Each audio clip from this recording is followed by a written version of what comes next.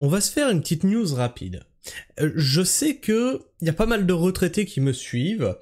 Et à quel niveau estimez-vous toucher une retraite aisée? Est-ce que vous pensez qu'à 1500 euros, on est aisé en retraite? Est-ce qu'à 2000 euros, on est aisé en retraite? Est-ce qu'à 2500 euros, on est aisé en retraite?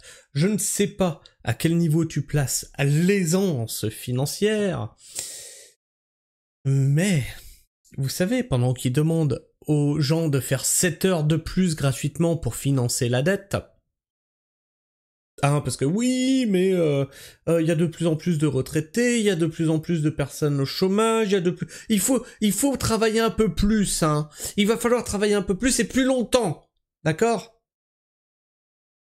Et donc ils te vendent ça en te disant que c'est pour la sécu, que c'est pour ton chômage, que c'est pour les retraités, etc.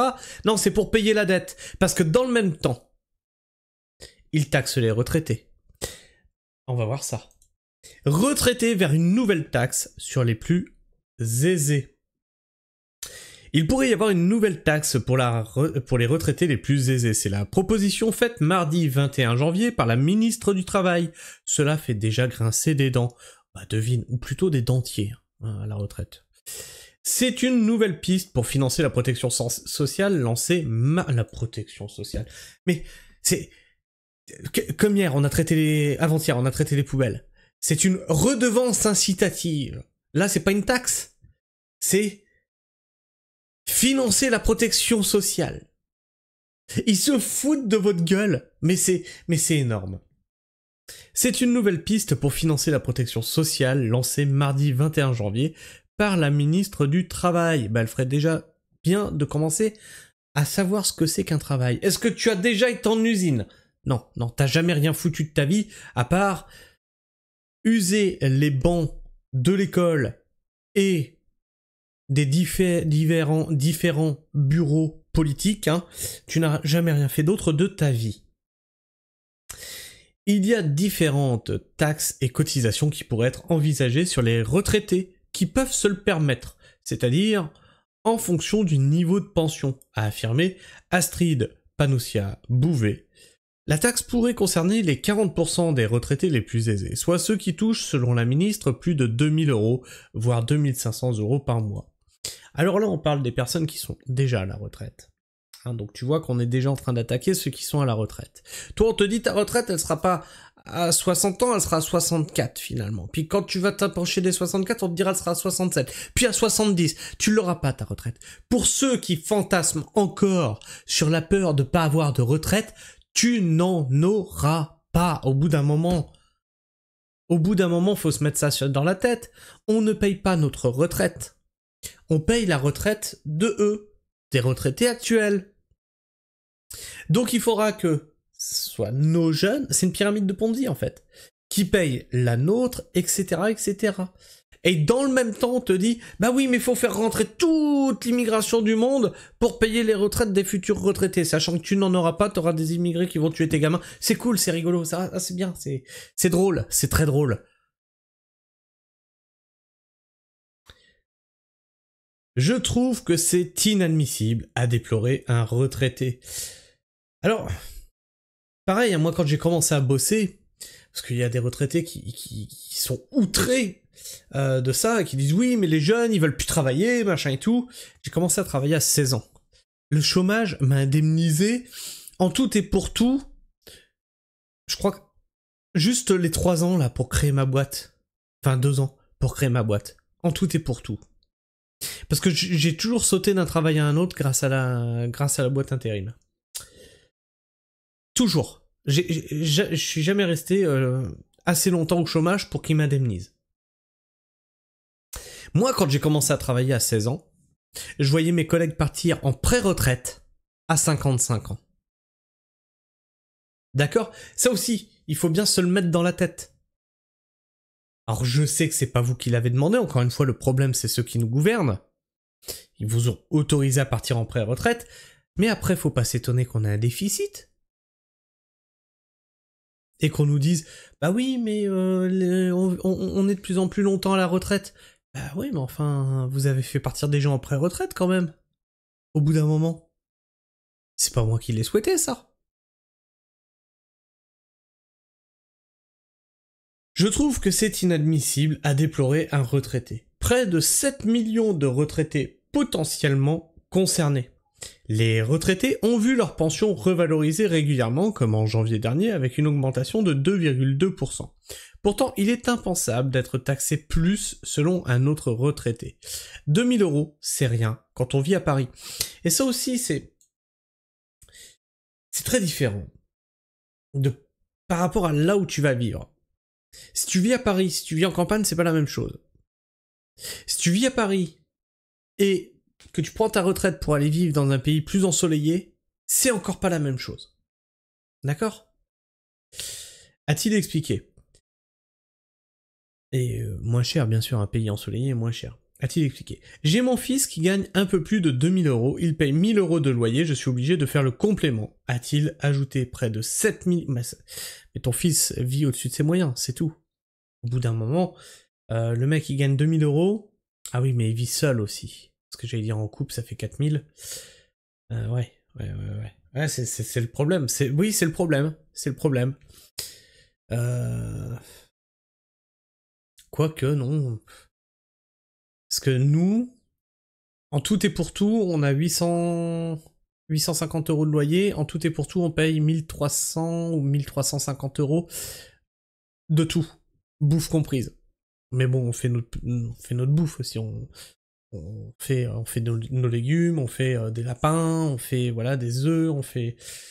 Voilà, il y a encore plein d'autres trucs qui vont arriver cette année, là.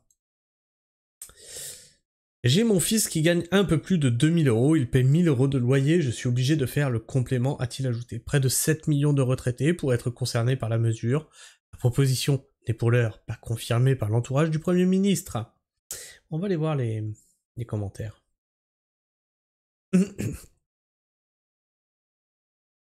Allô les commentaires. Je suis sidéré de voir que Bayrou a cédé à la gauche pour conserver les règles spéciaux. Cela me fait mal de voir que ceux-ci pointent les retraités comme étant la cible des taxes à faire. Alors vous allez voir que les écologistes en ont après les retraités. Oui, encore eux. J'y suis pour rien, moi, au bout d'un moment. Et j'y suis pour rien si toutes les conneries viennent de leur côté. On traitera ça peut-être la semaine prochaine, je sais pas. Ça me fait mal de voir que ceux-ci pointent les retraités comme étant la cible des taxes à faire, alors que certains protégés des régimes spéciaux gagnent jusqu'à 4000 € net par mois, hors prime, et partent en retraite à 50-52 ans. Tu parles de nos ministres, là ? Oui, vous avez bien lu, ceux-là même qui se mettent en grève pile au moment des vacances scolaires. Cheminots... Éducation nationale... des fêtes de fin d'année, ouais, cheminot. Des fêtes de fin d'année et provoque l'augmentation du prix des transports en train. Tout en critiquant une concurrence italienne, on marche sur la tête. Pourquoi personne ne parle de supprimer l'abattement fiscal de 40%, en plus des 10% pour les politiques et journalistes ? Aisé à 2000 €, alors que les politiques gagnent au minimum 8000 € et qu'Astrid Panossian-Bouvet a déclaré 6,1 millions d'euros de revenus sur la période 2017-2021. Oui, mais elle l'a fait à la sueur de son front. Elle s'est faite toute seule.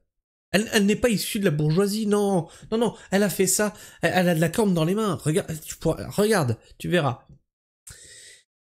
Il a encore été évoqué la taxation des retraités plutôt que des actifs. C'est un scandale. Non mais les actifs, ils en ont ras la gueule aussi des taxes. À chaque fois qu'il y a des hausses d'impôts ou des économies à faire, c'est toujours sur les retraités qu'on en tape. Non, non. C'est d'abord sur les artisans, sur les commerçants, sur les agriculteurs, ensuite sur les salariés, et après sur les retraités. Non, s'il te plaît.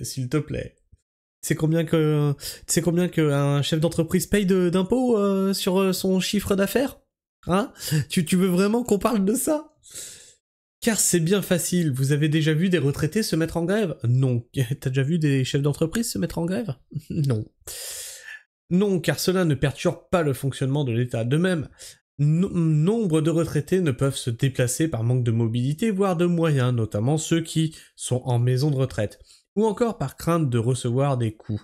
Cela fait plus de 10 ans que l'on limite les les évalorisations des retraites en dessous de l'inflation, qu'on leur augmente les taxes CSG, CRDS, que l'on supprime l'abattement de déplacement sur les revenus imposables. Et il est encore prévu d'en supprimer l'abattement global, alors que les retraités ont pris des engagements car bien souvent ils déménagent vers des provinces moins onéreuses, achètent des logements dans des immeubles pour seniors, donc ils contractent des prêts ou bien entrent en maison de retraités, dont les mensualités sont bien souvent inaccessibles. Ça c'est vrai que c'est un scandale.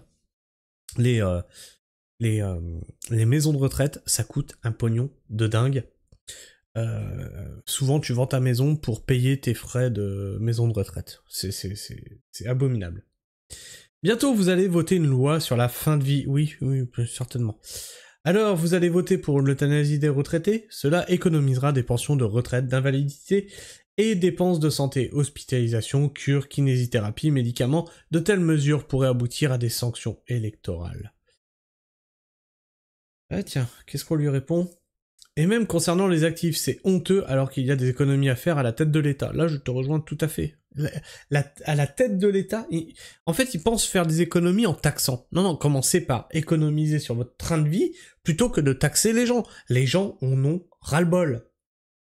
Oui, votre démonstration est bien étayée. J'ajouterai que l'euthanasie, outre un allègement de charges pour la collectivité, représente pourtant pour certains retraités malades un avantage qu'il ne faut pas rejeter, celui d'interrompre une forte pénibilité à vivre, surtout pour ceux qui ne sont pas en EHPAD et qui, croyant ou non, voient dans l'euthanasie un véritable échappatoire à la souffrance sous toutes ses formes, physiques, mentales, sociales, psychologiques, etc.